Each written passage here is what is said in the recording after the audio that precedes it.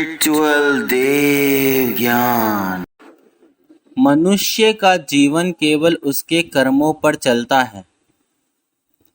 जैसा कर्म होता है वैसा उसका जीवन होता है। शिव पुराण वेदेश्वर संहिता 15वां अध्याय। देश काल पात्र और दान का विचार। ऋषियों ने कहा, समस्त पदार्थों के ज्ञाताओं में श्रेष्ठ सूत जी हमसे देश काल और दान का वर्णन करें। देश का वर्णन। सूत जी बोले, अपने घर में किया देवज्ञ शुद्ध ग्रह के फल को देने वाला है। गौशाला का स्थान घर में किए गए देवज्ञ से 10 गुना, जबकि जलाशय का तट गौशाला से 10 गुना है। एवं जहाँ तुलसी बेल और पीपल वृक्ष का मूल हो, वह स्थान जलाशय तट से भी 10 गुना महत्व देने वाला है।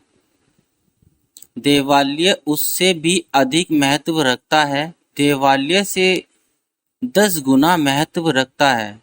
तीर्थ भूमि का तट उससे भी श्रेष्ठ है। नदी का किनारा तथा उसका 10 गुना उत्कृष्ट है। तीर्थ नदी का तट इससे भी अधिक महत्व रखने वाला है।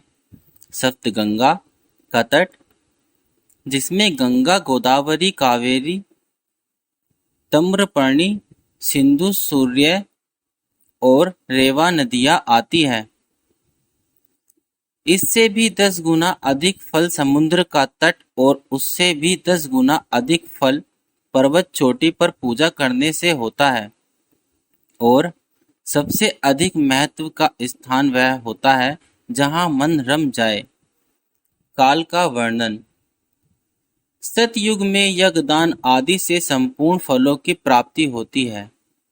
त्रेता में दिहाई, द्वापर में आधा, कालयुग में इससे भी कम फल प्राप्त होता है, परंतु शुद्ध हृदय से किया गया पूजन फल देने वाला होता है। इससे 10 गुना फल सूर्य संक्रांति के दिन, उससे 10 गुना अधिक फल तुला और मेष की संक्रांति में तथा चंद्र ग्रहण में उससे भी 10 गुना फल मिलता है। सूर्य ग्रहण में उससे भी 10 गुना अधिक फल प्राप्त होता है। महापुरुषों के साथ मैं वह काल करोड़ों सूर्य ग्रहण के समान पावन है, ऐसा ज्ञानी पुरुष मानते हैं। पात्र वर्णन। तपोनिष्ठ योगी और ज्ञाननिष्ठ योगी पूजा के पात्र होते हैं, क्योंकि ये पापों के नाश के कारण होते हैं। जिस ब्राह्मण ने 24 लाख गायत्री का जाप कर लिया हो, वह भी पूजा का पात्र है। वह संपूर्ण काल और भोग का दाता है। गायत्री के जाप से शुद्ध हुआ ब्राह्मण परम पवित्र है। इसलिए दान, जाप, होम और पूजा सभी कर्मों के लिए वही शुद्ध पात्र है। स्त्री या पुरुष जो भी भूखा हो, वही अनंत दान का पात्र है।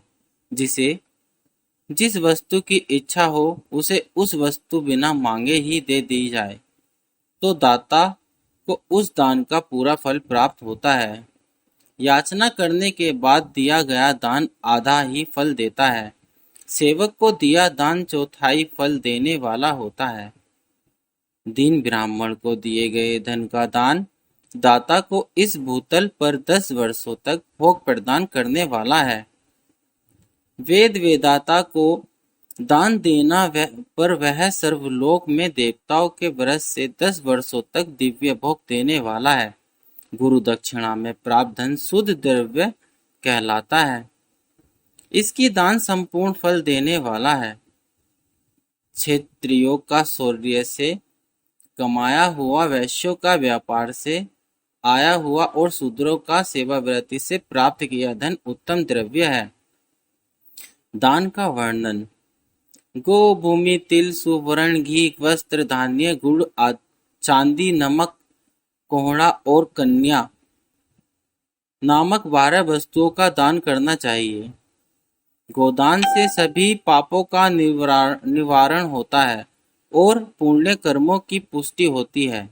भूमि का दान परलोक में आश्रय देने वाला होता है।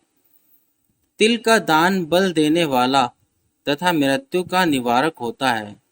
सुवर्णन का दान वीर्यदायक और घी या दान पुष्टिकारक होता है। वस्त्र का दान आयु की वृद्धि करता है। धान्य का दान करने से अन्न और धन की समृद्धि होती है। गुड़ का दान मधुर भोजन की प्राप्ति करता है। चांदी के दान से वीर्य की वृद्धि होती है। लवण के दान से षडरस भोजन की प्राप्ति होती है। कोहड़ा या कुसमांड के दान को पुष्टिदायक माना जाता है। कन्या का दान आजीवन भोग देने वाला होता है। जिस वस्तुओं से श्रवण आदि इंद्रियों की तृप्ति होती है उसका सदा दान करे। वेद और शास्त्र को गुरु मुख से ग्रहण करके कर्मों का फल अवश्य मिलता है। इसे ही उच्च कोटि की आस्तिकता कहते हैं। भाई बंधु अथवा राजा के भय से जो आस्तिकता होती है वह निम्न श्रेणी की होती है।